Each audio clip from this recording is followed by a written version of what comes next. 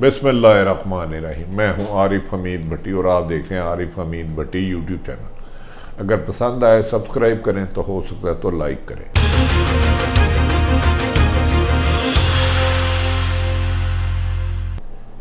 नाज़रीन, वज़ीर आज़म पाकिस्तान इमरान खान बिलाखिर फॉर्म में आ गए। गुज़श्ता रोज़ होने वाली मीटिंग में सख्त सीखपा हुए कि मैं जो अवाम दोस्त फैसले करता हूँ, अवाम की बेहतरी के लिए फ़ैसले करता हूँ, उसके समरात अवाम की बजाय उसे बलडोज कर दिया जाता है। वज़ीर आज़म कल गुस्से में थे। उन्होंने कहा जिस चीज़ का मैं नोटिस लेता हूँ उस पर मैं ऊपर कार्रवाई करता हूँ, लेकिन मेरी ही टीम के कुछ नाअहल लोग उसमें रुकावट बन जाते हैं।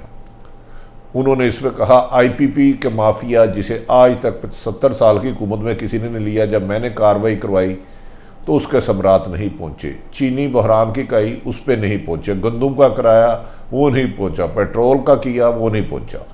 इस पर वज़ीर आज़म सख्त गुस्से में थे।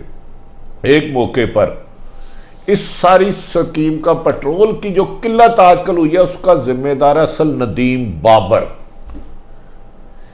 नाज़रीन, पेट्रोल का कानून ये है, जिसको भी लाइसेंस दिया जाता है उसने मिनिमम 21 दिन का स्टॉक रखना होता है उस कंपनी ने। उसके बाद जब पिछले दिनों प्राइस कम हुई तो लोगों ने कहा पेट्रोल ज़्यादा से ज़्यादा मंगा लिया जाए। पूरी दुनिया में मार्केट कम हुई है ताकि इसके समरात लोगों को पहुँचे। पेट्रोल की कीमत कम होगी तो दीगर चीज़ों की कीमतों में भी कमी होगी। लेकिन नदीम बाबर और उनके ग्रुप ने इसको इस तरीके से टैकल किया कि इस पर चेकिंग ना की, और सवाए PSO के किसी ने भी 21 दिन का स्टॉक नहीं रखा और लेटर लिख दिया कि मज़ीद पेट्रोल ना खरीदा जाए। कल इस गुफ्तगू पे जवाब दे रहे थे तो असद उमर अयूब साहब ने फरमाया कि जनाब मेरा रोल नहीं है नदीम बाबर का, जिस पर वो गुस्से में आया। तो असद उमर अयूब ने कहा मैं रिज़ाइन दे देता हूँ, मेरी जिम्मेदारी नहीं है, वजारत ज़रूर मेरे पास है, इसके फैसले नदीम बाबर करते हैं। उसके बाद वज़ीर आज़म पाकिस्तान ने ओगरा को तलब किया। ओगरा ने 2 भेजे हुए लेटर इनको बता दिए। नाज़रीन, ये एक बहुत बड़ा फैसला था। प्राइस, पेट्रोल की कीमत दुनिया में, पाकिस्तान में सबसे ज़्यादा कम हो रही थी। जैसे ही कम हो रही थी वैसे ही पाकिस्तान में पेट्रोल नायाब होना शुरू हो गया। उसमें साथ ही ये कहते हैं पाकिस्तान में कमो बेशतर 10,000 पेट्रोल पंप हैं और इसमें अरबों रुपए का चूना लगा लिया गया कि अवाम को समरात ना पहुंचे, क्योंकि पेट्रोल कम हुआ है। बाद एक्सपोर्ट पे पाबंदी लगाने की। लेकिन नदीम बाबर, रज़ाक दाऊद और जो इंपोर्टेड इनके आए हुए हैं मोइज यूसुफ और उनका शहबाज गिल, जो मुंतहिब नुमाइंदे नहीं हैं, ये वज़ीर आज़म तक फैक्ट्स नहीं जाने देते।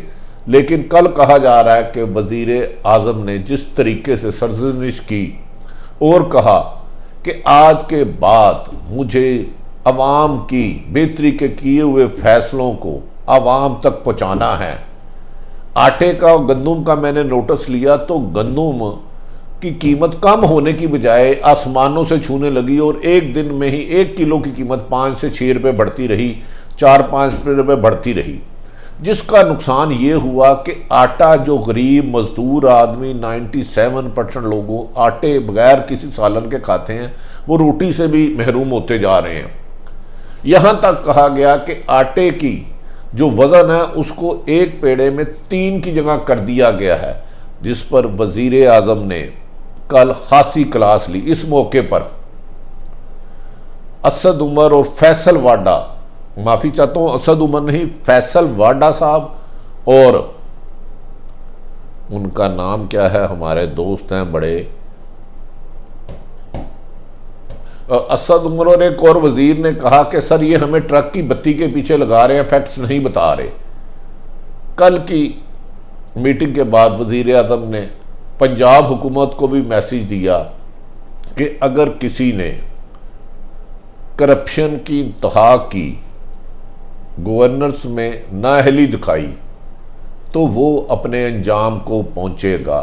मैं कमेटियाँ दर कमेटियाँ बना के तंग आ चुका हूँ। जिस माफिया को हाथ डालता हूँ माफिया के खिलाफ मुझे प्रेशर आता है, दबाव आता है, लेकिन माफिया और मजबूत होता रहता है, पूरी की पूरी मशीनरी उनके साथ अटैच है। उन्होंने कहा कि अब मुझे नताइज चाहिए। वज़ीर आज़म के कल के पार्लियामेंट में जब उन्होंने उमर अयूब से पूछा तो उन्होंने कहा जी मैं जवाब दे चुका हूँ। इस पर फैसल वाडा ने कहा नहीं सर, आप जवाब नहीं दे बैठे, पेट्रोल की किल्लत का जवाब दें। पूरी दुनिया में पेट्रोल कम है और इन पेट्रोल पंपों ने स्वाय PSO के किसी ने 21 दिन का स्टॉक क्यों नहीं किया और इनको खरीदारी से किसने रोका। कहा जाता है इससे 10 अरब से ज़्यादा प्रॉफिट कमाया गया है। वज़ीर आज़म पाकिस्तान ने चीनी का बहरान का लिया, कार्रवाई की सख्त दबाव के बावजूद, लेकिन इमरान खान के ने हर किस्म का दबाव कबूल किया पर चीनी की कीमत ऊपर से ऊपर जाती रही। गंदम लिया जिसमें वज़ीर आला पंजाब रुकावट आ गए और आज यहाँ तक की सूरत हाल हुई। नाज़रीन आपके लिए काबिल हैरत होगी कि हुकूमत के रुकन असम्बली ख्वाजा शराज ने अपनी हुकूमत से सवाल किया कि मुझे ये बताएं गंदम लोगों के घरों में वाफर पड़ी है, सरकारी स्टॉक में वाफर पड़ी है, लेकिन आटे की कीमतें अवाम की रेंज से ज़्यादा कहाँ ऊपर जा रही है, कहाँ दारे सोए हुए हैं, लोग अपना काम क्यों नहीं पूरा कर रहे।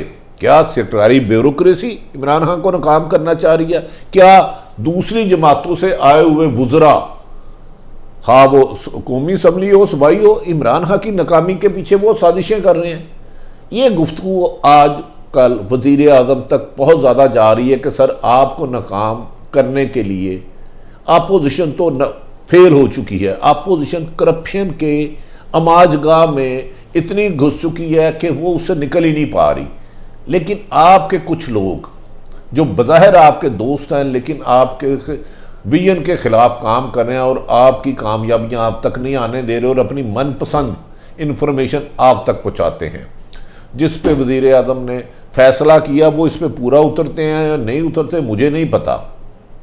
कि अब मैं मुख्तलिफ़ तरीक़ों से, मुख्तलिफ़ ज़राए से, बजाय IB के या ख़ास खुशामदियों के, मुख्तलिफ़ तरीक़ों से लोगों से फ़ीडबैक लूँगा। अगर वो फ़ीडबैक लेते हैं तो यकीनन जो बड़ा बड़ा माफिया वो कानून की गिरफ्त में आएगा। आपको मैंने पहले भी अर्ज़ किया था, IPP माफिया हो, बिजली माफिया हो, चीनी माफिया हो, गंदम माफिया हो, कब्ज़ा माफिया हो, मनी लॉन्डर हो, कोई भी करप्ट माफिया हो, वज़ीर आज़म ने सब पर हाथ डाले लेकिन इनको सज़ाएँ नहीं हो चुकी।